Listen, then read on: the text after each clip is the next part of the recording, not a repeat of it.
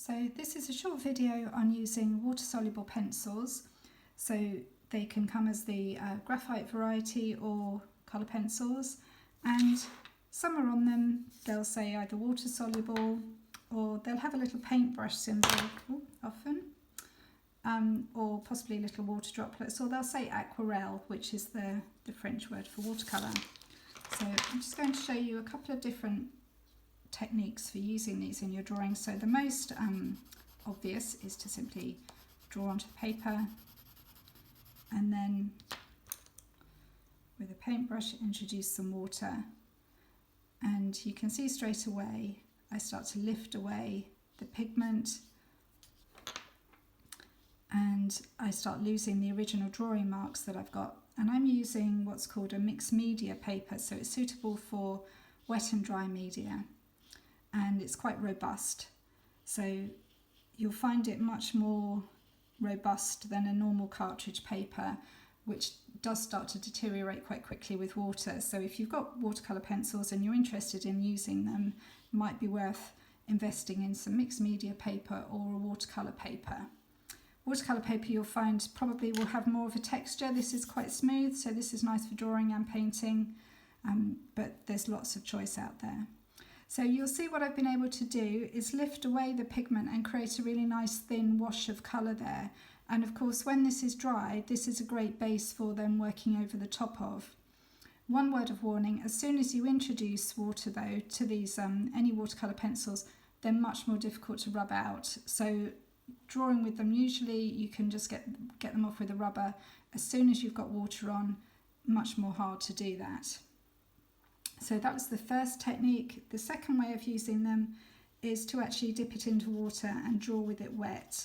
I really quite like working in this way. You get a lovely rich line, very different quality of line, so your pencil line kind of changes as it goes from wet and then gradually to dry, and you can build up incredibly rich dark tones as well. So that's another possible way of working. And then the final way is a technique borrowed from watercolour painting, which is called wet on wet or wet to wet. So I'm just going to paint a circle of water here, and then going to lift some of the pigment from the end of this graphite stick and just drop that into the water, and you'll see how it starts to spread around and just gives you these really lovely watery effects as the pigment moves. And hopefully that will be something that you could explore this week as we're looking at drawing water and glass again. So it's just a really lovely soft effect, and as that dries that will enhance even more. And if you want to, if you put a bit too much water down to start off with, you can always dab it with a tissue, lift some of that water away to manipulate where the pigment's gone. You get this lovely graduated tone that's very difficult to achieve even with a paintbrush. So if I show you, this works particularly well with colour. If I do a big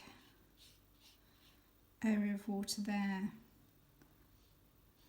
and then do some lines over here.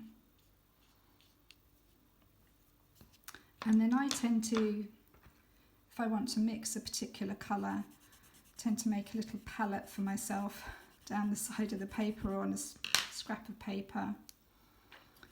If you want to get specific colours to start off with.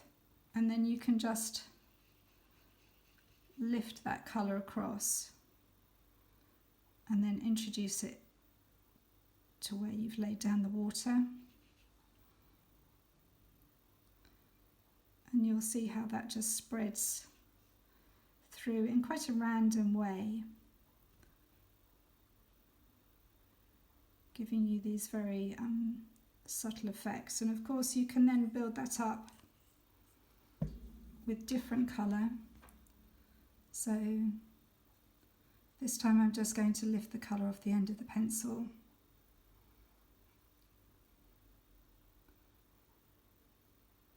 And then introduce a wash of that colour.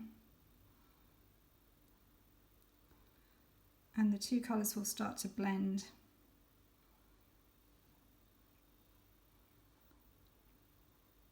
And hopefully give you something that's really quite interesting and very different from actually if I were to draw with these two pencils and then, you know, mix them on the paper, as it were.